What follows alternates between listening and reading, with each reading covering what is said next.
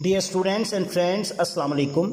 جیسا کہ آپ اسکرین پر دیکھ رہے ہیں، آج کا ہمارا ٹاپک ہے پرچہ اردو جماعت 11ویں، سوال نمبر 4 جو حصہ نثر سے لیا گیا ہے، اور سوال ہے سبق کا خلاصہ۔ تو ہم اس میں دیکھیں گے کہ سبق کا خلاصہ لکھتے وقت ہم نے کن چیزوں کا دھیان رکھنا ہے، اس کے علاوہ اس کے ٹوٹل نمبر کتنے ہیں اور اس کے لیے وقت کتنا درکار ہے۔ تو آئیں ہم اسے شروع کرتے ہیں۔ سبق کا جو خلاصہ ہے اس کے لیے جو ہمیں وقت درکار ہے وہ ہے 15 منٹ۔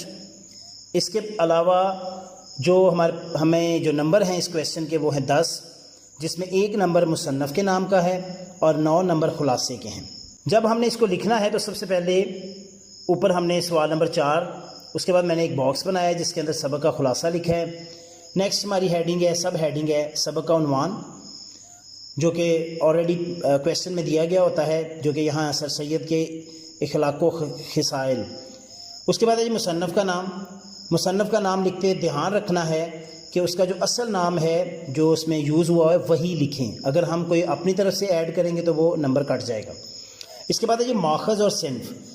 ماخذ اور صنف جو ہے اس کا نمبر کوئی نہیں ہے، ہاں اگر آپ اس کو لکھتے ہیں تو اس سے ایک اچھا امپریشن پڑتا ہے۔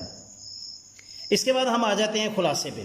جب ہم نے خلاصہ لکھنا ہے تو یہ ذہن میں رکھنا ہے کہ اس کی لینتھ جو ہے وہ 2 صفحات سے زیادہ نہیں ہونی چاہیے۔ دوسری بات کہ جب بھی ہم نے خلاصہ لکھنا ہے تو اس کا آغاز یہ ہونا ہے مصنف کہتا ہے، ٹھیک ہے، اس سے ہم آغاز کریں گے۔ اس کے بعد ہم نے خلاصے کو ہیڈنگ دے کر نہیں لکھنا، ہم نے پیراگراف بنا کر لکھنا ہے۔ اگر ہم ہیڈنگ دے کے لکھیں گے تو وہ امتحانی نقطہ نظر سے اچھا نہیں جانا جاتا، اس سے آپ کے نمبر کٹ جائیں گے۔ تو لہٰذا ہم نے پیراگراف بنانے ہیں، 3، 4، 5، 7 جتنے بھی آپ کے اس سبق کے حوالے سے بن سکتے ہیں وہ آپ نے بنانے ہیں۔ اس کے اندر یہ ہو سکتا ہے کہ آپ ایک پوائنٹ کو لے کر پیرا بنا لیں، یا 2 پوائنٹ کو اکٹھا کر کے بھی ایک پیرا بنا سکتے ہیں۔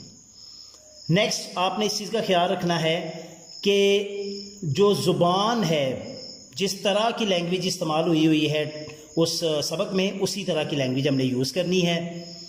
نیکسٹ اگلا جو پوائنٹ ہے، ہم نے زمانے کا دھیان رکھنا ہے، یعنی اگر ماضی میں ہے تو ماضی کے حوالے سے لکھنا ہے، حال میں ہے تو حال کے حوالے سے لکھنا ہے۔ نیکسٹ جو ہے یہ خلاصے میں املا کا خاص خیال رکھنا ہے کہ املا کی غلطیاں نہ ہوں۔ اگر آپ جگہ جگہ املا کی غلطیاں کر رہے ہیں تو آپ کے نمبر کٹ جائیں گے۔ اس کے بعد ہم نے جس چیز کا خیال رکھنا ہے کہ خلاصہ لکھتے وقت ہم نے واقعات کی ترتیب کا بھی خیال رکھنا ہے۔ یہ نہ ہو کہ آخری باتیں پہلے کر دیں اور کہہ سکتے ہیں اور پہلی باتیں آخر میں۔ مثال کے طور پہ جی ہم کہہ دیں جی وہ فلاں ڈیٹ کو اس کی ڈیتھ ہوئی تھی، ہم ڈیتھ کا ذکر شروع میں کر دیں اور پیدائش کا ذکر آگے کریں تو یہ ایک غلط امپریشن ہوگا۔ تو جس طرح سے ترتیب سے واقعات ہے اسی طرح سے ہم نے لکھنا ہے۔ اس کے علاوہ صیغہ متکلم میں خلاصہ نہیں لکھنا، یعنی متکلم صیغہ کون سا ہے؟ میں اور ہم، میں یہ کہتا ہوں ہم یہ کہتے نہیں، بلکہ ہم نے کیا کرنا ہے؟ بیانیہ طریقہ استعمال کرنا ہے کہ مصنف، یعنی وہ بیانیہ طریقہ کیا ہے؟ مصنف کی زبان سے، کہ مصنف یہ کہتا ہے، ٹھیک ہے۔ تو ان چیزوں کا ہم نے خیال رکھ کر تو ہم نے پیراگراف کرنا ہے جی۔ تو یہاں پر میں آپ کو جو میں نے پیراگراف لکھا ہوا ہے اس کے بارے میں بتا دوں۔ جیسے میں نے کہا کہ آغاز مصنف کہتا ہے، اس کے بعد اس کی جو کہہ سکتے ہیں جو ہمارا خلاصہ جس کا میں لکھ رہا ہوں اس کے میں نے کی ورڈ بنا لیے ہیں جو مین پوائنٹ تھے، اور ان کو میں نے بولڈ کر کے لکھا ہے۔ تو مصنف کہتا ہے کہ سر سید کا دسترخوان، اس پہ کیا ہوتا تھا؟ ہر وقت دوستوں اور مہمانوں کا ہجوم ہوتا تھا، اور جب کوئی کھانے میں نہیں ہوتا تھا تو انہیں اچھا نہیں لگتا تھا، جب لوگ زیادہ ہوتے تھے تو وہ ان کی کمپنی کو انجوائے کرتے تھے۔ اس کے ساتھ ساتھ ہم نیکسٹ ان کیا جی ان کی نیچر کے بارے سے تھا کہ وہ ہسمکھ اور خوش طبع تھے، اس کا ذکر کیا گیا ہے، اس کو میں نے بولڈ کر دیا ہے۔ اسی طرح سے مطالعہ کے شوقین تھے، اس پوائنٹ کو میں نے بولڈ کر دیا ہے، آگے اس کی وضاحت کی ہے۔ نیکسٹ پیراگراف میں آگے ہیں، اس کی اگلی بات ہے جی مصنف محنت اور جفا کش تھے، تو محنت اور جفا کشی ان کی نمایاں خوبی تھی۔ اسی حوالے سے آگے ہم ان کا ذکر کر رہے ہیں کہ وہ بہت زیادہ محنتی تھے، اور ایون خطبات احمدیہ میں لکھنے میں انہوں نے 1.5 سال لگا دیا، سخت محنت کی، پاؤں میں لا علاج مرض پیدا ہو گیا، اور اس کے علاوہ سائنٹیفک سوسائٹی میں مکان کی تعمیر میں خود نگرانی کی، یعنی اپنی سہولتیں چھوڑ کر گرمی میں انہوں نے یہ کام کیا۔ تو یہ ان کی محنتی اور جفا کش ہونے کی علامت تھی۔ اس کے علاوہ ہنسی اور دل لگی وہ بچوں کے اور بوڑھوں سبھی کے ساتھ، ملازمین یعنی ایکول ان کا ریلیشن تھا ہر کسی کے ساتھ۔ نیکسٹ ہم دیکھتے ہیں کہ سچائی، وہ سچے تھے، اور یہی سچائی اور آزادی ان کی اردو ادب میں ہمیں جھلکتی ہے، اور بلکہ اردو ادب میں انہوں نے اس چیز کی بنیاد ڈالی، تو وہ سچ بات کہتے تھے۔ اس کے ساتھ ساتھ نیکسٹ پوائنٹ تھا جی راست باز تھے، تو وہ میں نے اس کا بھی یہاں پہ ذکر کیا ہے کہ دوسروں کے لیے محبت کا جذبہ بہت تھے، سیدھے تھے، قدر کرتے تھے۔